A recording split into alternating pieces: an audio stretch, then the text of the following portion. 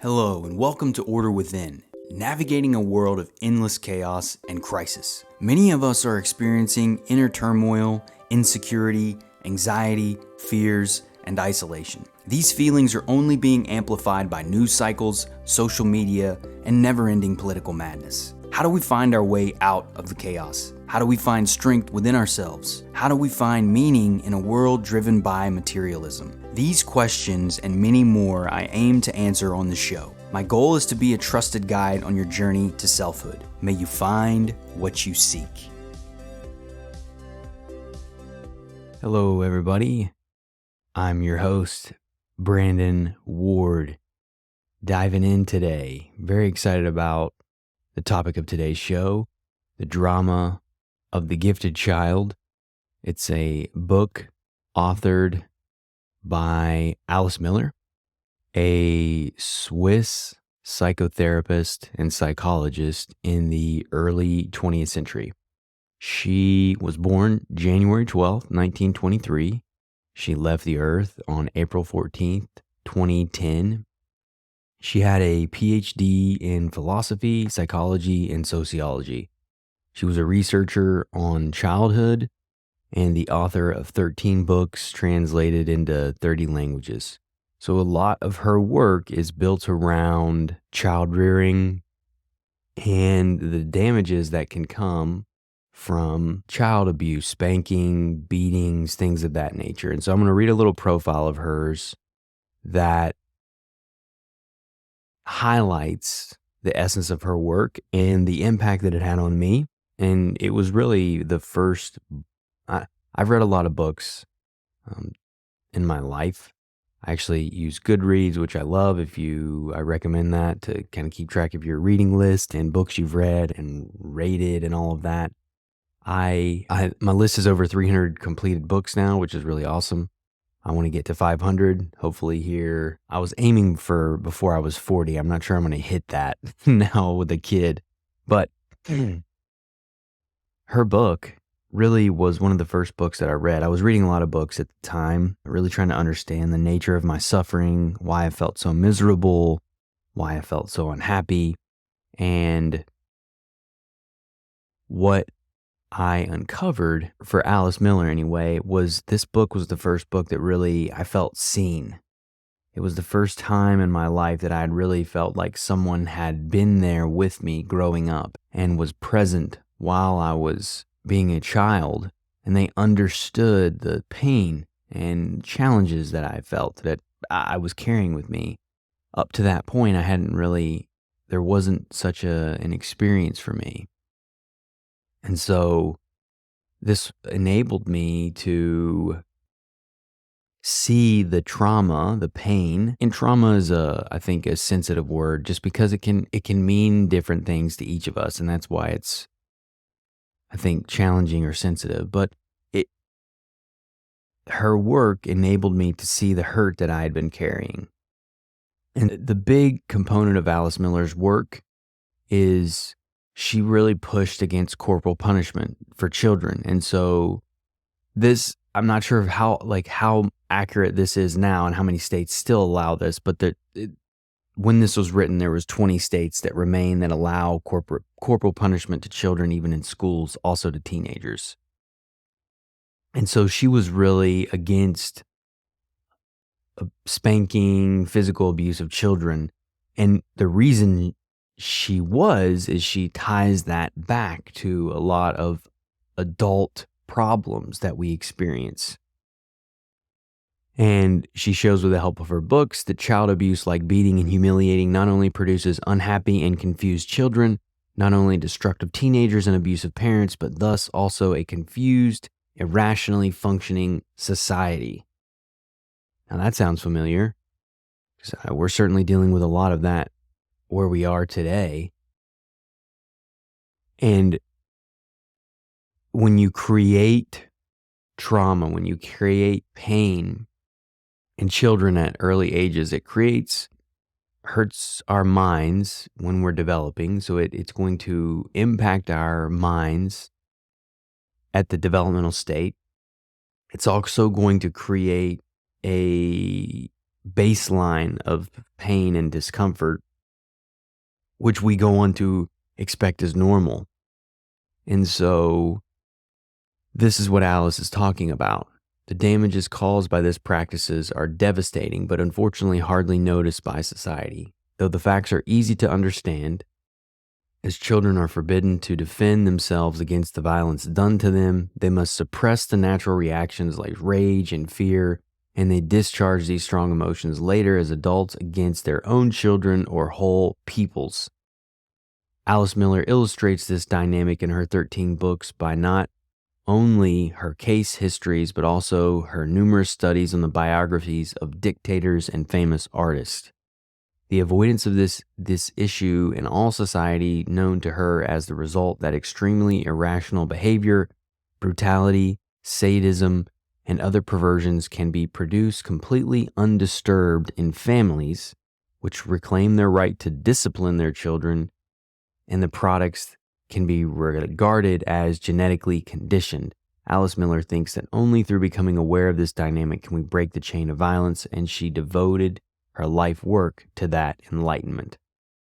And so that was what the book, The Drama of the Gifted Child, is about. And that's her definition. Gifted child doesn't mean some special gifted child in the sense that they bring these unique talents and abilities into the world. Now, we do, but that's not how she's referring to the gifted child. The gifted child, in her perspective, is a child that's able to survive and suppress their own feelings and emotions and inner states, their thoughts, to survive. That's the drama of the gifted child. The gift is surviving and suppressing those feelings and navigating that as a child and becoming an adult. So ultimately, it becomes a denial of self, and that's what she is pointing at. And it starts very early.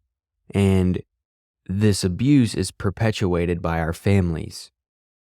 And when you look at society, cultural norms, especially today, the family often is the enforcer of the norms of our society and cultural times.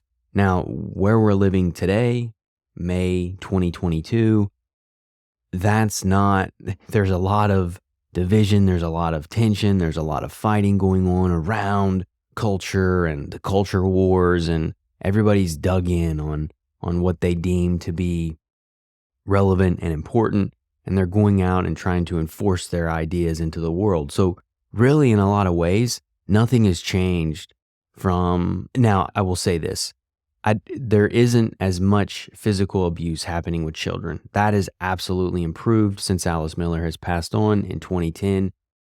But the suppression, the treatment of children, not as whole peoples, not as individuals, but as, I think, objects of their parents, is still absolutely happening today. And families are impressing those ideas and belief systems upon their children.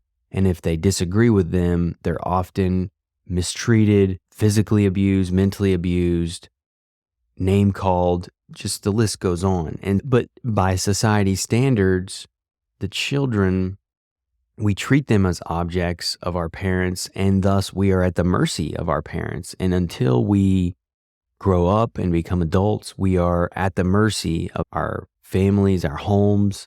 And so if there is not love and unconditional acceptance of who we are and the differences that we carry as individuals, then it can often be very difficult and painful for kids and households. And so many of us are raised this way, raised in the sense to deny ourselves. Now there's, I think, the opposite of what we're experiencing as well, which we'll cover on a different episode at some point. But looking at what happens when you give a child everything and you effectively support everything that they do and you don't challenge them, you don't draw healthy boundaries. So there's one sense, Alice Miller really focuses on the lack of boundaries, the child's loss of identity and self, the suppression of the self, particularly around harsh emotions, deep rage, anger, hurt, pain. all of these things. And whereas the other side of that coin is children that are given everything, they are treated like they're the center of the world, and then they expect everything to be done from them. There's an entitlement aspect to that. So there's the selfless aspect, which Alice Miller covers so well in her work. And I'm going to cover she goes over dictators, specifically Joseph Stalin, Adolf Hitler, goes through their history and illustrates how physically brutal their childhoods were. It is brutal what was done to some of these leaders and dictators that go on to perpetuate pain and suffering onto the world.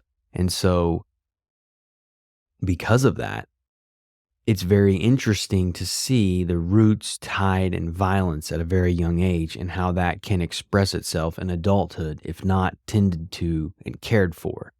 And that's the enlightenment of her work, is this ability to see and experience and express our truth. And so this is what I love this right here. It says Alice Miller developed a concept of therapy that suggests us to confront ourselves with our history and to acknowledge and thus reduce the still unconscious but highly effective fear of the formerly beaten child. When we succeed to eventually feel our justified anger, indignation instead of denying it, we can fully grow up and become autonomous. Because it is this childhood fear of the abusive parents which drives adults to abuse their own children as well as to live with severe illness rather than to take seriously the once endured cruelties. Countless esoteric and spiritual offers serve to obscure the pain resulting from the torture once undergone, yet fully denied. And that's a topic I'm also going to cover at another point, is toxic positivity. The fact that there's so much of this in our world, this fake positivity around the fact that we can't express our truth and the darkness, the negativity, the pain, the suffering that we often experience as people and individuals. So embracing those dark feelings, those dark emotions, the anger, the hatred, the violence. Now, a lot of this doesn't necessarily even have to be expressed in families where there wasn't physical abuse. There's just often the lack of acceptance for children and who they are if they're different than what their parents are. And most kids are. Most kids come into the world with unique personalities and traits that they bring with them into this life. That's their gifts. That's what makes them unique. That's what allows them to be different and add to our world. But a lot of times, because we don't break this cycle, our parents go on perpetuating, our grandparents go on doing it, our great-grandparents do it. It's a cycle of abuse in this sense, because we're not embracing children as they are. We're not accepting them as they are. And we go about perpetuating these abuse cycles. And so until we recognize first and foremost what we feel in its entirety and not deny it, so a lot of times children, we are taught, we are not allowed. So what am I trying to say here? The ability for us to be as we are and express unique perspectives, feelings, thoughts that our parents may not share, that often rattles our parents, right? And so unless they are very comfortable and loving and confident in themselves, they often suppress or reject whatever it is that those kids are speaking about or sharing. And when parents see their children as a reflection of who they are, and they are, but done from an egocentric perspective, not a loving perspective, then it's a recipe for disaster. It's, again, yet another example of objectifying aspects of material life and removing the sacredness to what they are. And children are sacred. They come into this world innocent, and it's our job as parents to nurture them and allow them to bloom fully into their personhood and also teach them boundaries and about society and the expectations of society without ruining their creative expression. So it's a dance. I'm not trying to pretend that this is easy, but it's so very little done in today's society. It's either the kid is given everything or the kid is forced to go along and do with whatever the family pushes upon them. So many children are pushed upon by their parents to do certain things, careers, do things with their lives, get certain grades, be interested in certain things. They're pushed into stuff based on the standards of their parents. And again, I'm not blaming parents. That's not what show is about. It's about recognizing this fact that we all have these pieces within us that we have to acknowledge. And until we acknowledge them, it's impossible to move forward and heal. And so Alice in her work, the recognition of those deep feelings allows us to begin to understand what those feelings are. And by exploring those feelings, by embracing those feelings, by listening to who we are from within, by addressing that inner child, right? Like we've talked about, parenting ourselves. This is a portion of parenting ourselves. This, to me, in many ways, is step one. So the episode talking about parenting ourselves was a high-level overview of that. But the drama of the gifted child is really step one from my perspective. Recognizing and seeing yourself as you are. And that means all of your heaviness, all your pain, all your anger, your hatred, your violence, all of those things that you may feel inside of you, your sadness, no matter what they may be, it's okay to feel them, right? That's the thing. Now, that doesn't mean we go out and act on impulses, anger, rage, violence. We harm other people. That's not what I'm saying. What I'm saying is that if you're experiencing those things, it's okay to have those feelings. And exploring those feelings will tell a story as to why you're feeling those things. And those reasons, whether rational or not, whether they make sense to an adult or not, don't matter. It's what our child feels. It's how we felt at those times. And so those feelings are valid regardless if it makes sense or not. And that's an important note to have, that regardless what we feel, those feelings are valid. And that's okay. Now, that doesn't mean, again, this is an important distinction, they're valid to us. Emotions, feelings, all of these things within us are unique to us. So what we feel and experience them as are our own. We don't have the right to go out and force the world to believe these things or think these things or feel these things. But for us, our feelings are valid.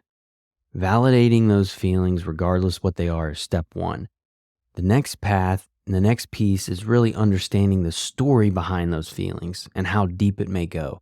And I can promise you, depending upon the childhood that you experienced, and most of us growing up have experienced this in some form or fashion simply because we're not aware of it at a societal level, and we have not broken the cycle at a societal level. Our families are still perpetuating these things. I am not suggesting that the state somehow now becomes the family, because that's not an answer either. We have to recognize first and foremost the brokenness of what we're doing currently. The state would do a worse job. I can promise you that. So it's not about families raising kids. That is okay. Obviously, we've done that since the beginning of time. The difference is we're unaware of how these things impact our children, and we're unaware of the pain and suffering that we carry, that we perpetuate. And until we become aware of our own suffering from within, we will continue to go about perpetuating those things onto the world with people we care about, often the people that we most care about who are closest to us, simply because that pain, that anger, that rage, that we still experience it. It never goes away until it's given the credence that it deserves and needs. And until it's honored, we perpetuate onto the world or ourselves. Some people hate themselves and they destroy themselves and they internalize all that pain and they carry that burden and they slowly destroy themselves over time. Other people completely deny that existence and then they go about perpetuating that pain onto the world.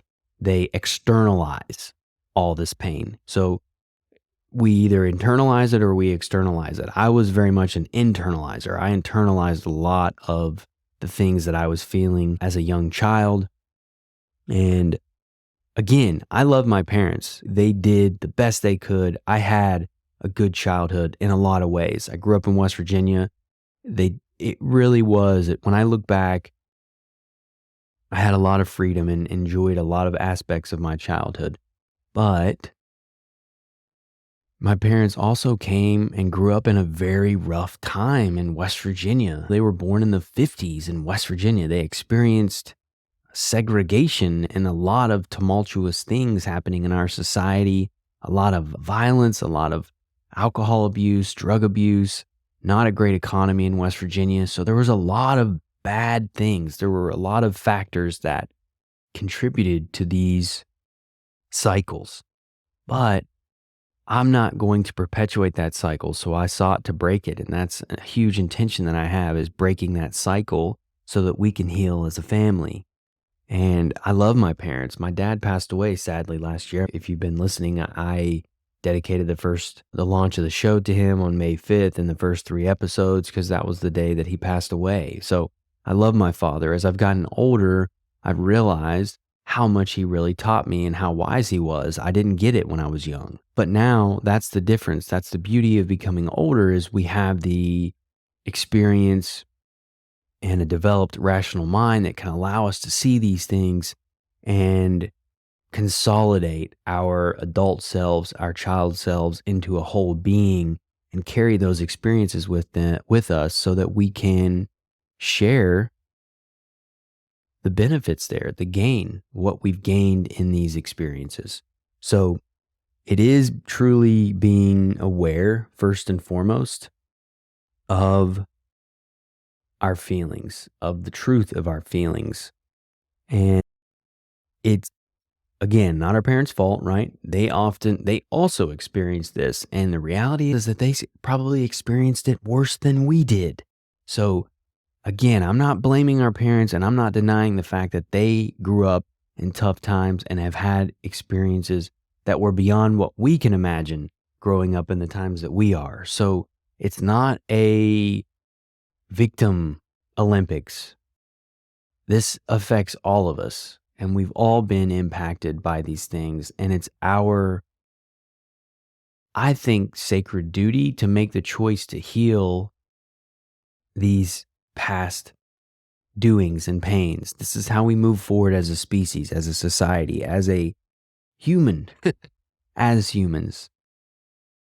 We have so much potential within us, but until we unblock ourselves, because this pain, these memories, these experiences, these dark feelings weigh us down and they block the free-flowing energy of life. They block that energy of self until we move those things out of the way of our expression and enable us to live a more true, authentic version of ourselves. And that's what's possible on the other side. The pain, the suffering, the struggle, it's awful going through. Remembering, listening to the history, to yourself, going through these memories, allowing that child to speak freely about their experiences. It can be a very painful experience. That's why I think finding a good therapist, if you can, is always a valid option. Making sure that it's someone that you trust, that you align with, preferably someone that falls in line with some of these ideologies that you resonate with, so that you can at least go through frameworks. But you don't have to do this stuff alone. I was insane, and truthfully, I was very broke.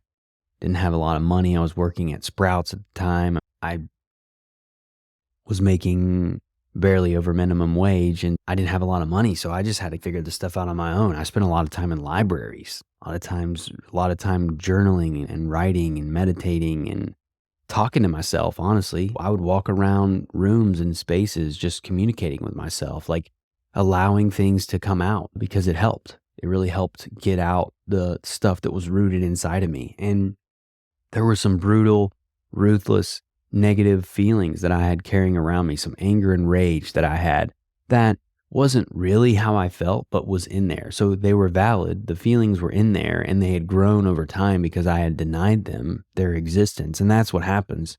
The more we deny our truth, the more those feelings grow and gain power and become more problematic until we look at them.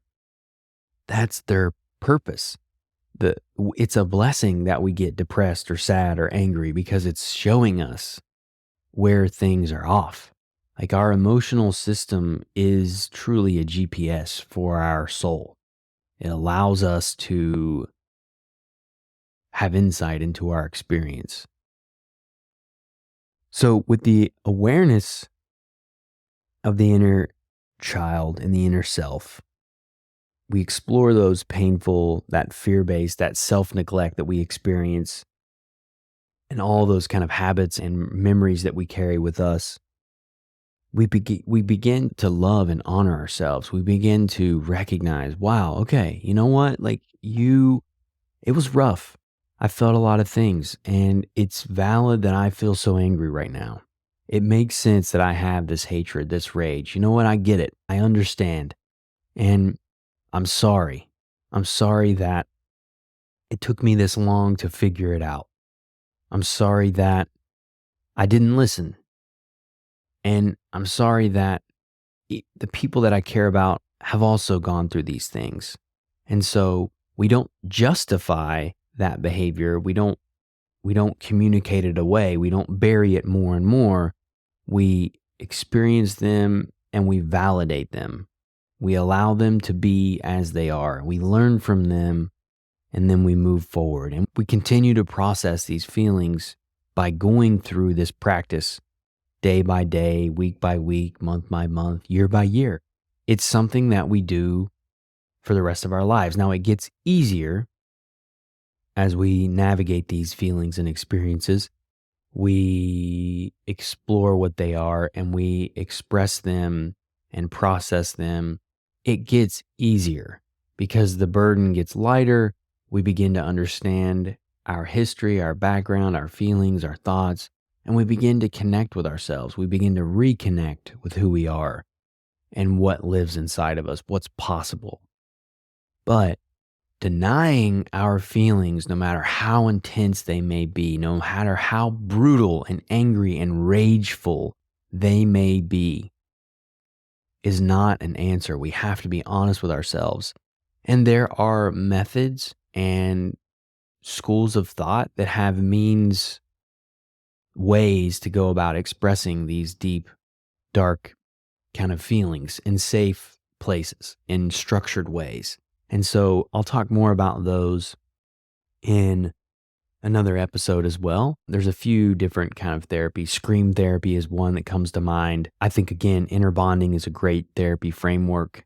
Alice Miller had a framework of her own. And it would be interesting to see, too, if there are still individuals who are practicing her perspective. Because one of the things, and it actually says here, this is what so she actually renounced her membership of the International Psychoanalytic Association in 1988 because she felt like the work wasn't being taken seriously enough and that there was a sharp opposition to the old tradition of blaming the children and protecting the parents. And so now we can't go the other way, and that's starting to happen now, where it gets very extreme the other way. And parents are denied their ability to protect their kids and raise their kids because they're now treated like the problem in this sense.